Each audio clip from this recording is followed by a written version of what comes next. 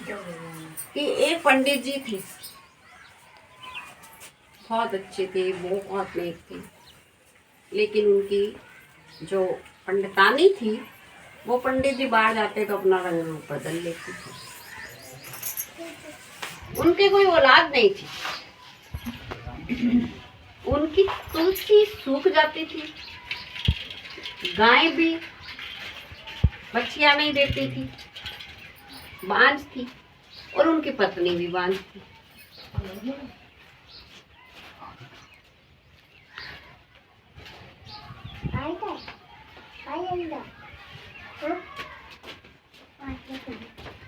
गाय भी बांझ थी, तुलसी भी सूखी हुई थी, और पंडित जी की पंडितानी भी बांझ थी, औलाद नहीं थी उनके। दुनिया कहती है कि तुम जरूर, तुम्हारे कोई बुरे कर्म है जिसलिए ऐसा हो रहा है, तुम्हें किसी को दिखाना चाहिए। पंडित जी ने सारे उपाय करा लिए। एक दिन वो जाके एक कुएं के पास बैठ गए और बस अपना अफसोस करने लगे। उतने में वहां एक महात्मा आए। महात्मा और ब्राह्मण में अंतर कुछ नहीं होता, थोड़ा सा अंतर होता है। महात्मा जो है वो भी तपस्या करता है, ब्राह्मण जो है वो भी कर्म कांड जो करता है, वही ब्राह्मण है। वो ब्राह्मण नहीं है जो जात का तो ब्राह्मण है, लेकिन मीट अंडे श्राप इसी को छोड़ता ही नहीं है, उसको कभी ब्राह्मण नहीं समझा जा सकता। कहते हैं यदि महात्मा ने किसी को दान देना हो तो पंडित को दे दे, ब्राह्मण को। ब्राह्मण ने किसी को दान देना हो तो महात्मा को दे दे। एक दूसरे के मित्र हो सकते हैं अगर उनके विचार एक जैसे हैं। महात्मा जी आए तो वो रोने लगा। महात्मा जी, मेरी औलाद नहीं है, मैं बहुत दुखी हूँ, बहुत दुखी हूँ। धन दौलत की कमी नहीं है, लेकिन मेरी औलाद नहीं। जब माता जैसी हो वैसा पुत्र पैदा होता है, ये बात याद रखना। पहला संस्कार गर्भ में माता ही पुत्र या पुत्री को देती है। माता का प्रभाव बच्चे पे जरूर पड़ता है, फैक्ट है। उन्होंने एक फल दिया पंडित जी को, जाओ जाके अपनी पत्नी को खिला देना। वो फल लेके चले गए और पत्नी को कहा, पत्नी का नाम धुंधकारी, धुंधली, धुंधकारी नहीं, धुंधली था उसका नाम। धुंधली को दे दिया। धुंधली ने क्या किया, मेरा तो फिगर खराब हो जाएगा, मैं बच्चे की माँ बनना ही नहीं चाहती, मेरा तो पेट खराब हो जाएगा, मेरी तो जवानी चली जाएगी। पंडित जी का तो दिमाग खराब है। उसने उठाया एक जो फल था वो गाय को खिला दिया।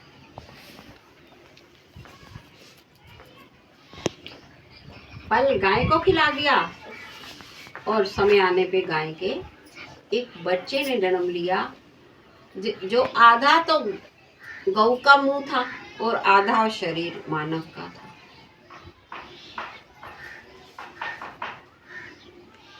इस जगह पे पंडित जी ने पूछा, फल खा लिया? तो वो बहाने से अपनी बहन के यहाँ चली गई। उसके बहन के बच्चा होने वाला था। उसने कहा, तेरा जो बच्चा है वो मुझे दे दियो। उसने पैसे का सौदा करके उससे अपनी बहन से बच्चा लेके घर आ गई। लो जी, बच्चा पैदा हो गया। झूठ बोल दिया। और असली तो वो फल से पैदा हुए थे, तो गौ का बच्चा था, उसका नाम था गोकर्ण जी महाराज। वो गोकर्ण नाम रखा उसका। वो आगे चल के गोकर्ण जी महाराज हुए हैं, जिन्होंने भागवत कथा पूरे गांव को सुना सुना के भगवान का नाम जपा जपा के उनको बेड़ा पार कर दिया, उनको तार दिया, सारे भगवान के धाम चले गए। ये कथा बाकी अलग है, ये मैं अलग सुनाऊंगी। अभी मैं छोटे छोटे बच्चों को हिंट दे रही हूँ जिससे बच्चे याद कर सके। ठीक है बच्चों? तो गऊ का बच्चा हो गया, उधर वो बच्चा ले आई। लो जी, बच्चे देखते देखते गोकर्ण महाराज भी जवान हो गए, उनका बच्चा भी जवान हो गया। गोकर्ण तो तपस्या के लिए चले गए और इधर जो बेटा है वो बहुत खराब निकला। धुंधली देवी का बच्चा, धुंधकारी नाम और वो पिघलाई धुंधकारी। शराब पिए, उजाड़े, माँ बाप को मारे, माँ बाप का सब कुछ खत्म कर दिया, औरतों को ले लेके घर पे आ जाए। शराब पिए, वैश्यवृत्ति करे, 5-5 वैश्य रख ली उसने घर में। माँ को दबा के कुएं में डाल दिया, पिताजी वैसे पधार गए। माथा तथा पुत्री। समझ में आ रही है ना बच्चों? जो जुआ खेलते हैं, गलत आदतें धारण करते हैं, ज्यादा फैशन करते हैं, लड़कियों और लड़कों के पीछे भागते हैं, वो बच्चे गलत होते हैं। और कथा में भी कहा गया है कि वो बच्चे प्रेत जून में जाते हैं। जो अपने माँ बाप को दुखी करते हैं, तुम्हारे लिए ज्ञान की बात ये है, जो बच्चे अपने माँ बाप को दुखी करते हैं, जिद करते हैं, मोबाइल लेने की जिद करते हैं, है ना, बड़े होके फिर शराब पीने की जिद करते हैं, फिर उससे बड़े होके जुआ खेलने की जिद करते हैं, फिर माँ बाप को क्या कहते हैं?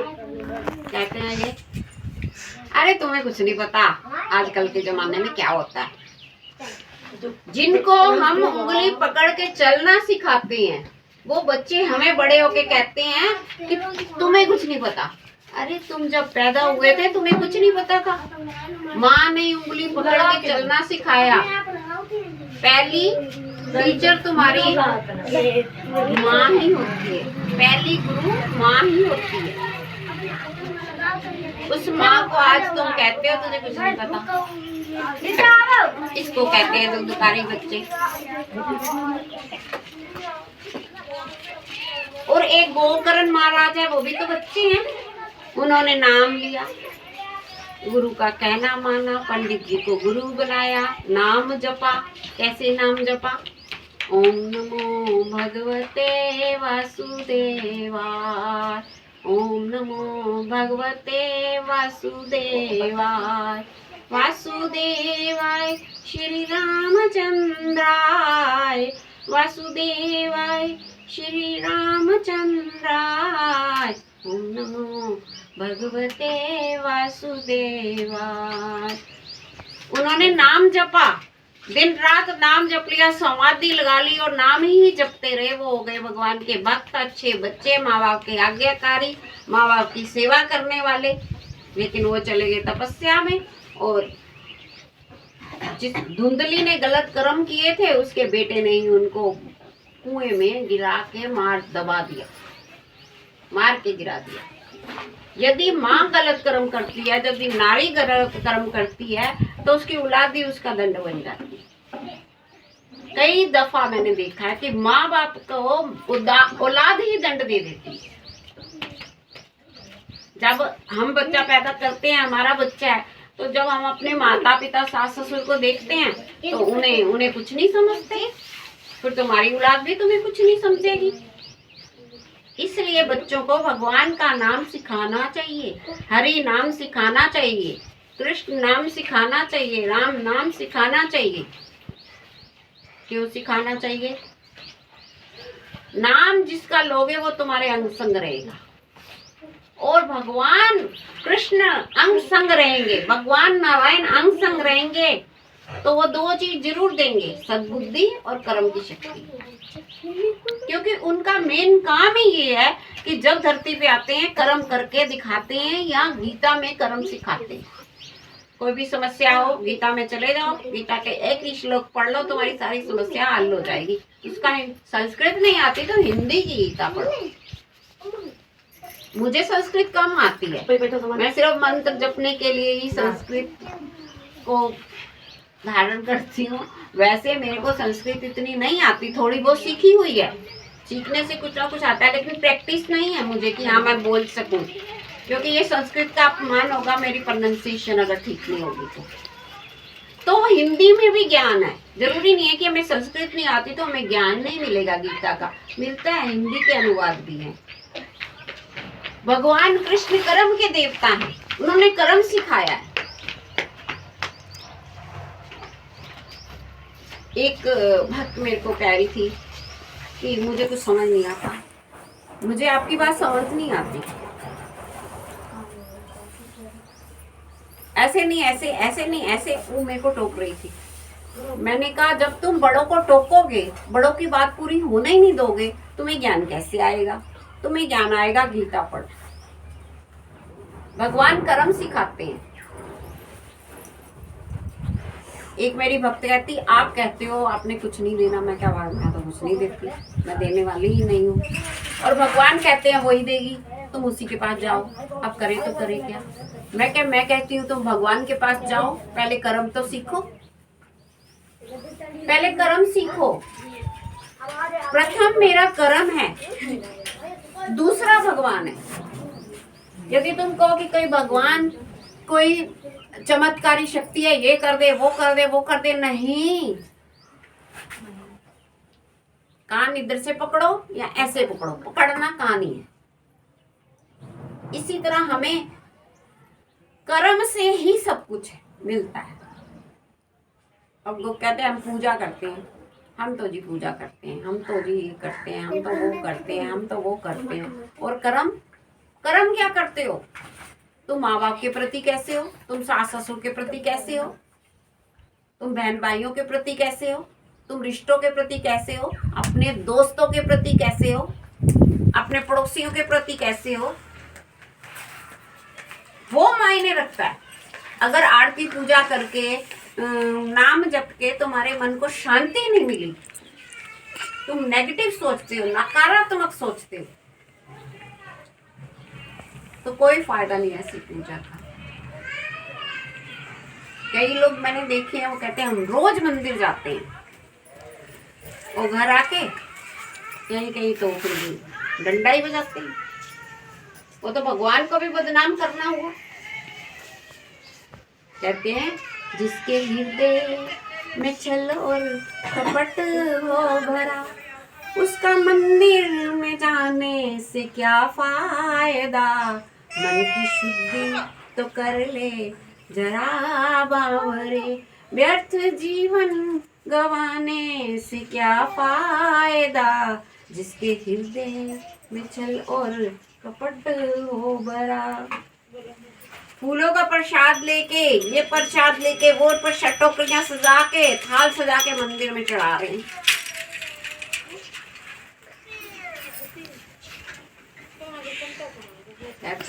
थाल भर के उपासक सुमन बावरे, लाख अर्पित करे भी तो फिर क्या मिले। जिसमें भूहो अहंकार पाखंड की, ऐसा चंदन लगाने से क्या फायदा। जिसके हृदय में छल और कपट हो भरा, उसका मंदिर में जाने से क्या फायदा। मन में तो कपट भरा पड़ा, अहंकार की बू आ रही है, ठीक है, और मंदिर जाके हम तो भगत जी हैं, और किसी को देखना ही नहीं चाहते, नफरत करते हैं, जलन करते हैं, ईर्ष्या करते हैं। लोग ना अपने दुखों से कम दुखी हैं, दूसरों की खुशियों से दुखी हैं बहुत ज्यादा।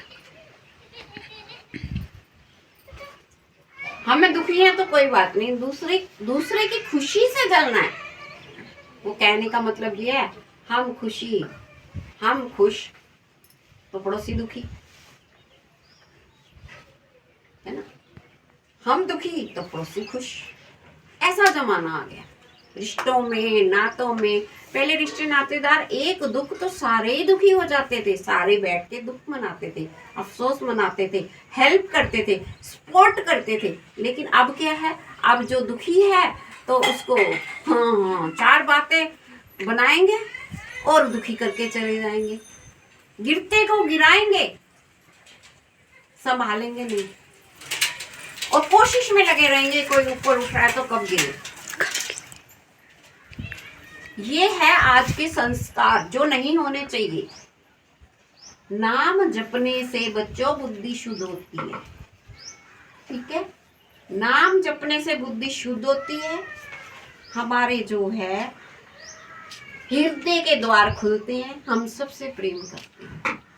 जो सबके दुख में दुखी होए, जो सबकी खुशी में खुश होए ना, दुख में दुखी जरूर होए। वो भगवान के करीब है, समझ लो। ये जीव है, ये जानवर है, ये पेड़ है, ये पौधे हैं, सबका दुख है, सब दुखी हैं। यदि इन्हें जल ना मिले तो दुखी हो जाएंगे, सूख जाएंगे बेचारे। जानवर है, जो जानवर तुमने बांधे हैं उनको तो तुम घास सब खिलाओगे, और जो जानवर बेचारे आवारा हैं उन्हें रोटी देनी भी कई बार भारी पड़ जाती है।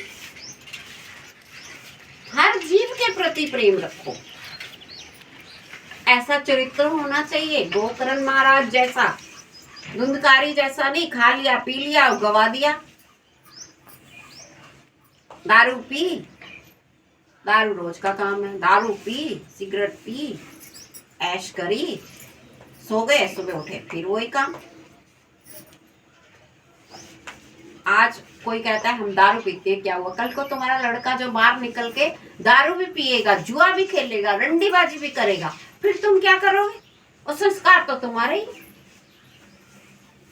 तुमने ही दिए। इसलिए बच्चों को संस्कार दो नाम के। नाम में बहुत शक्ति है, ये बात मेरी याद कर लो। नाम में बहुत शक्ति है, कोई सा भी नाम अपना लो।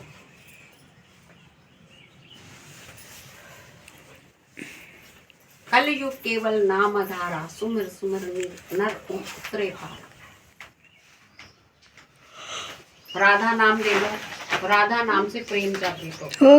राधा राधा राधा राधा राधा राधा राधा राधा। राम राम राम राम राम राम राम। राम नाम आराम का है, शांति का है।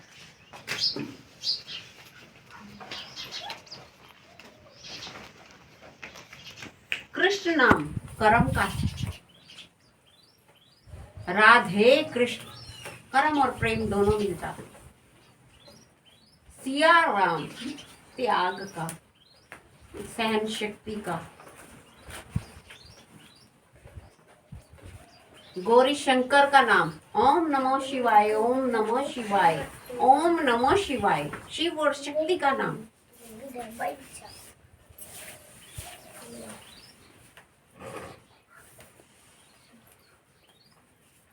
कहते हैं कि जो माता पार्वती है वो श्रद्धा है और भोलेनाथ विश्वास है। विश्वास तो अपने माँ बाप पे भी नहीं है तो कुछ नहीं। विश्वास ही रिश्ते की मजबूती है।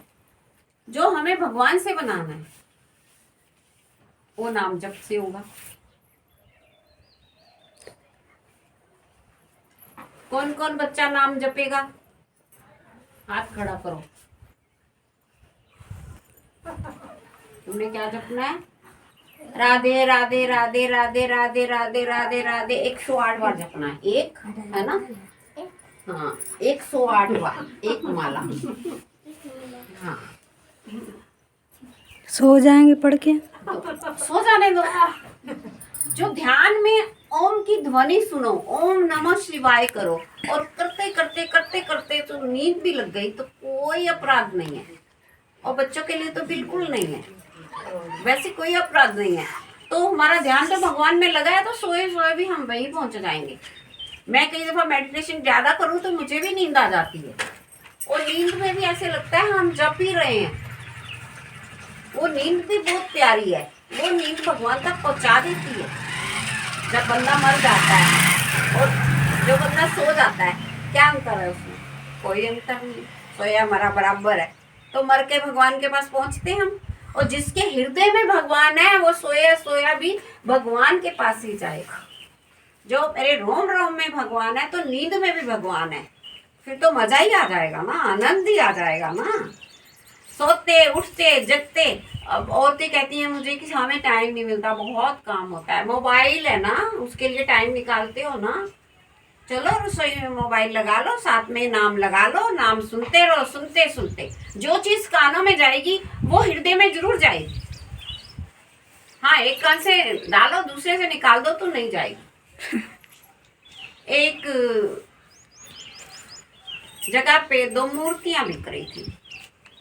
एक मूर्ति का वो बता रहा था 1000 रुपया है, एक मूर्ति का वो बता रहा है कि 1 लाख रुपया है। दोनों एक जैसी पीतल की। तो कह रही है महात्मा जी ये क्या बात है, 1,000 की तो 1,00,000 की मूर्ति तो एक जैसी। कह रहे एक जैसी नहीं है।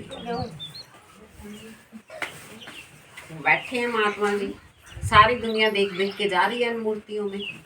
2 मूर्तियां एक जैसी, ये कह रहा है 1,000 की 1,00,000 की, फर्क बताओ। जैसे कहते हैं ना, वो अखबार में भी आता है, फर्क बताओ, ये दो फोटो एक जैसी है, इनमें फर्क बताओ। इसी तरह वो पूछ रहा है।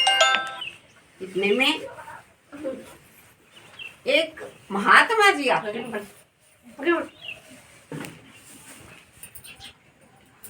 एक महात्मा जी आए, बहुत पहुंचे हुए लग रहे थे। उन्होंने कहा मैं बताता हूँ इन मूर्तियों में क्या अंतर है। उन्होंने एक सूतली ली, सूतली बनाई, एक एक कान में डाल दी, और वो दूसरे कान से निकाली, वो निकली नहीं। दूसरी में डाली, वो एक कान से डाली, दूसरी से निकाल दी। कह रहे ये जो दूसरी से निकल गई है ये 1,000 रुपए की, जो कान से सुरी पेट में चली गई है वो 1,00,000 रुपए की है। इसका मतलब क्या हुआ, जो हमने सत्संग सुना, जो हमने कथा सुनी, अगर हमने एक कान से सुनी एक से निकाल दी तो वो बेकार है ना। और जो यहाँ से सुनी और हृदय में डाल दी है ना, वो हमारी सार्थक है, उसकी कोई कीमत नहीं। इसी तरह जब तुम खाना वाना बनाती हो, कुछ भी बनाती हो, मोबाइल साथ में चलाओ और संकीर्तन लगा लो, नाम जप लगा लो, सब कुछ है। मोबाइल गुरुदेव हैं, गूगल महाराज की जय, यूट्यूब की जय, यही तो होता है। उसमें बुरी चीज भी है, अच्छी चीज भी है। अच्छी चीज ढूंढो, बुरी को लॉक लगा दो, ये बच्चे भी ना देख पाए, रिस्ट्रिक्टेड कर दो उन्हें। फिर मोबाइल को रखो, उसे नाम जपता रहे, रोटी बेलते रहो, बनाते रहो, सब्जी बनाते रहो, काटते रहो, सब धीरे धीरे धीरे धीरे जब तुम्हारे कान से वो अंदर आवाज जाएगी तो तुम्हारे मुंह से भी निकलनी चालू हो जाएगी। ये हमारी ज्ञान इंद्रियां हैं। आंखें जो देखती हैं वो मन में बसाती हैं, कान जो सुनते हैं वो मन में समाता है। आंखें रूप मांगती हैं तो हम रूप भगवान का दें, राधा रानी का दें, जगदम्बे का दें, हमारे हृदय में वही बस जाएगा। और कान जो सुनते हैं वो संगीत है, संगीत के द्वारा भी भगवान हृदय में जाते हैं। जबरदस्ती सुनाओ, जबरदस्ती सुनाओ, जिसे जोर से लगाओ, बच्चे भी सुने, पति भी सुने, सारे सुने, तो नहीं इस टाइम तो ये चलेगा, बस इतनी सी हमारी चलेगी। क्योंकि जो तुम सुनोगे वो तुम्हारे हृदय में जाएगा, तुम्हारे कानों के द्वारा से हृदय में जाएगा, वो अंदर बस जाएगा।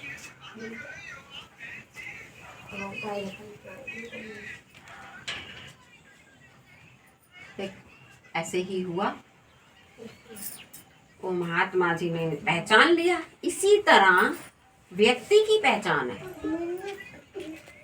हम बच्चों को कहते हैं, ए बच्चों सुनो, एक कान से निकल सुनते हैं, दूसरे से निकाल देते हैं। अरे तू मेरी बात नहीं मानता, क्योंकि तुम भगवान का नाम नहीं मानते तो तुम्हारी औलाद वैसी होएगी ना। जब तुम भगवान का सत्संग अपने कानों से अपने हृदय में उतारोगे, तुम्हारी औलाद भी तुम्हारी आवाज को उतारेगी। जब तुम अपने घर का वातावरण सही रखोगे तो सब कुछ सही होगा।